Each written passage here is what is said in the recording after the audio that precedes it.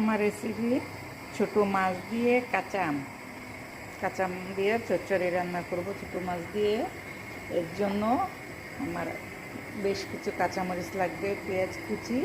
এই মাছটাতে আমি অনেকগুলি রসুন কুচি দিব, বেশ কিছু রসুন কুচি দিব, পরিমাণ মতন তেল দিব, লবণ দিব। এখানে গুঁড়া মশলাটা আমি খুবই কম দিছি, সামান্য একটু হলুদ মরিচ দিয়েছি, যেহেতু কাঁচামরিচ দিব সেক্ষেত্রে আমার গুঁড়া মশলাটা খুব কম লাগবে। কাঁচা আমটা আমি পরে দিব।